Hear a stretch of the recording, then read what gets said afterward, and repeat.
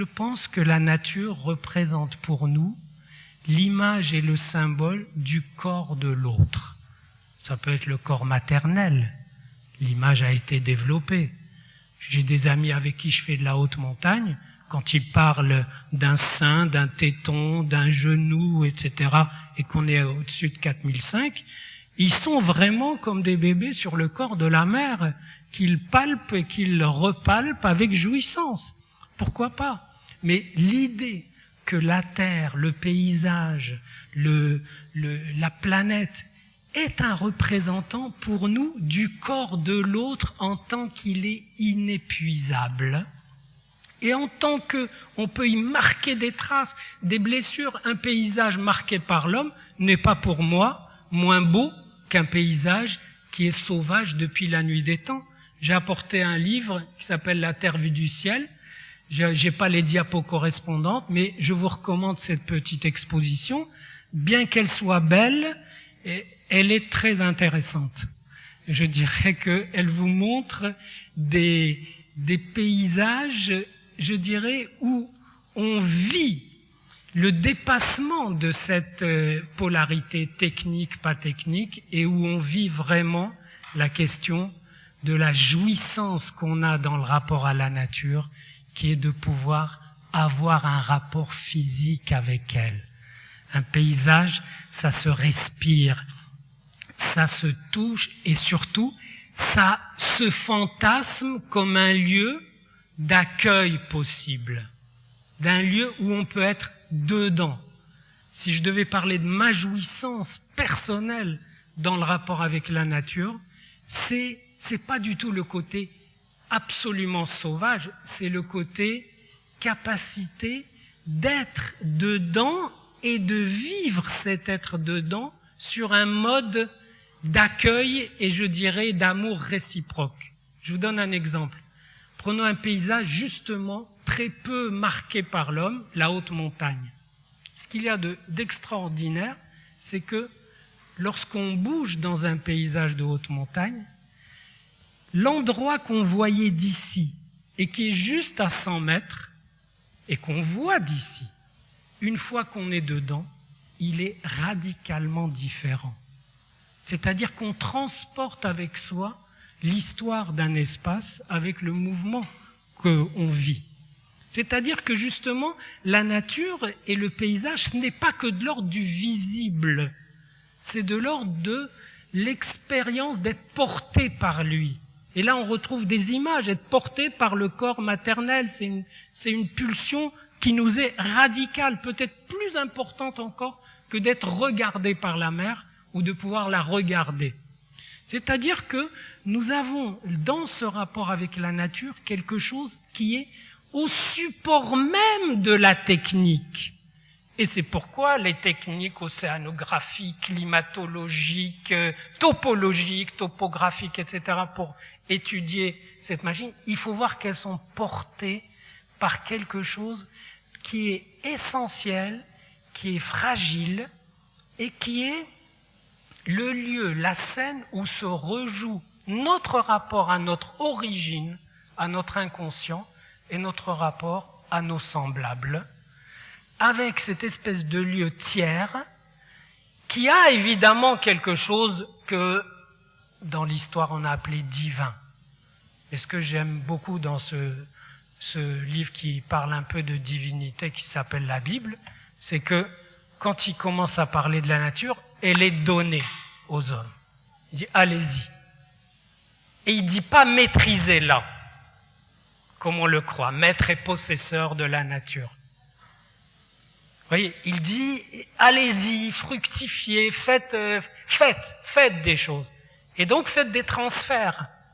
Et le problème c'est, est-ce qu'il y a, et là c'est la grande inconnue, c'est plus inconnu et plus violent que la hausse de la température qui me touche moins, je vous l'ai dit, que la dimension respirable ou pas, mais respirable au sens métaphorique, au sens du symbole.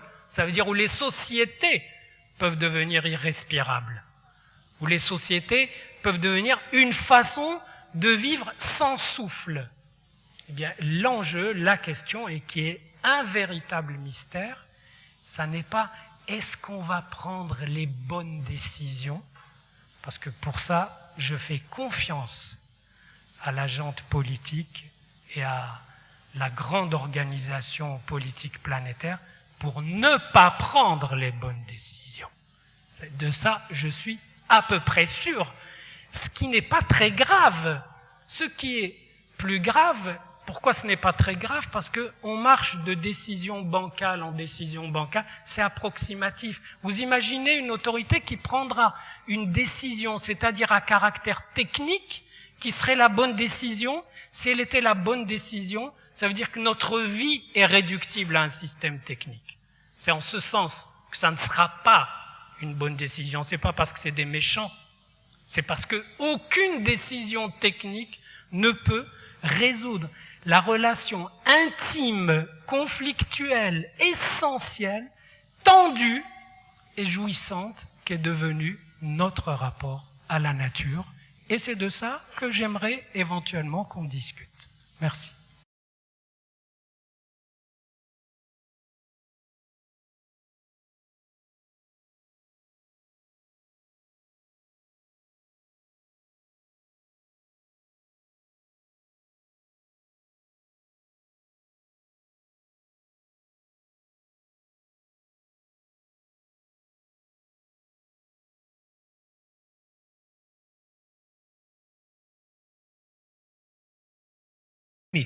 Il faut aménager l'espace, il faut l'exploiter, etc. Et puis il y a des moments où on s'aperçoit que cette agression est parfaitement gratuite. Et qu'il y a même une espèce de sous-jacente qui n'est jamais dit, mais une espèce de haine de la nature, en fait, hein, qui est perçue comme une chose menaçante, mystérieuse, sombre, obscure, et que finalement on veut en finir avec elle. Qu'est-ce que vous en pensez? Écoutez, merci de la question et je dirais merci du hasard qui fait que vous parlez du Brésil, qui est un pays que j'aime beaucoup et où j'ai beaucoup voyagé. Et tout ce que vous dites, je crois, dépasse évidemment le Brésil. La haine de la nature ou le sentiment de la haine qui vient du fait qu'on en a peur, par exemple.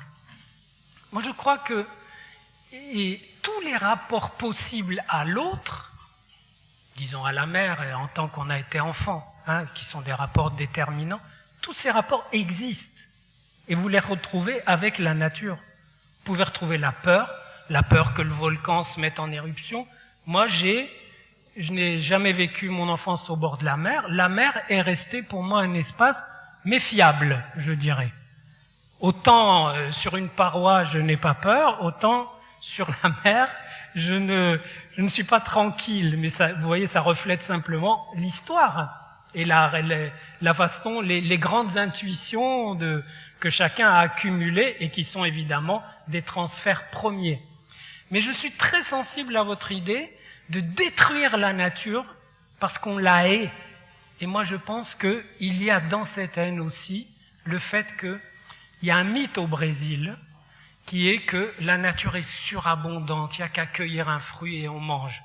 Or, depuis que les multinationales s'en sont mêlées, on ne cueille pas de fruits pour le manger. Il faut passer par le Monoprix du coin. Hein. Autrement dit, on peut avoir, comme certains dans des familles, ont la haine du père. On la haine du père parce qu'il n'a pas pu être le pilier qu'ils attendaient qu'il soit. Et bien là, il peut y avoir une haine de la nature parce qu'elle n'a pas été la nourricière qu'elle devait être.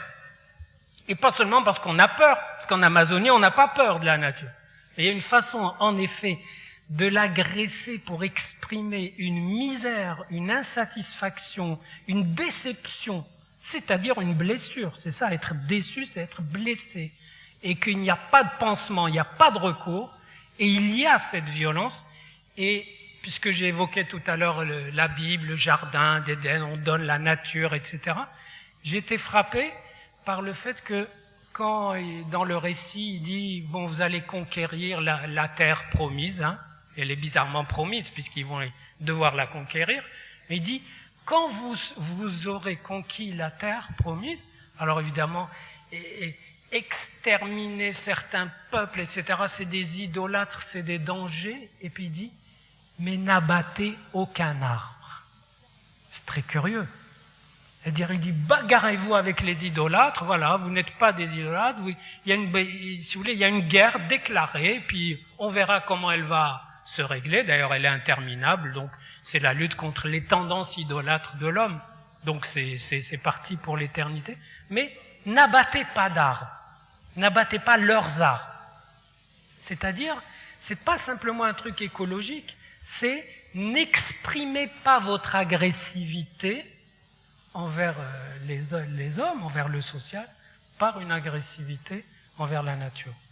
Maintenant, c'est clair qu'il y a la peur de la nature quand on ne la connaît pas. Il y a la peur que notre savoir vis-à-vis d'elle ne soit pas opérant. Imaginez, on n'attend pas d'ouragan, et puis vient El Niño, comme c'est venu, puis on le voit prendre certaine ampleur. Quand on est dans certains lieux d'Amérique latine, il y avait de quoi paniquer. Et en même temps, on aime la nature, et en même temps, on cherche un dialogue avec elle, et en même temps, c'est un rapport conflictuel. Moi, je crois que le jour où le rapport avec la nature cessera d'être conflictuel, on ressemblera à ces crocodiles artificiels qu'on élève, vous savez, dans certains coins d'Afrique. On va enlever les œufs des crocodiles qui sont enterrés par la femelle à 1 mètre de profondeur pour qu'ils soient bien au frais, et puis on les fait couver artificiellement, éclore, et il sort des crocodiles que j'ai vus, qui sont des crocodiles incroyables, c'est-à-dire qui ont tout sauf ce regard sauvage du crocodile qui fait que c'est un bon crocodile. Voilà.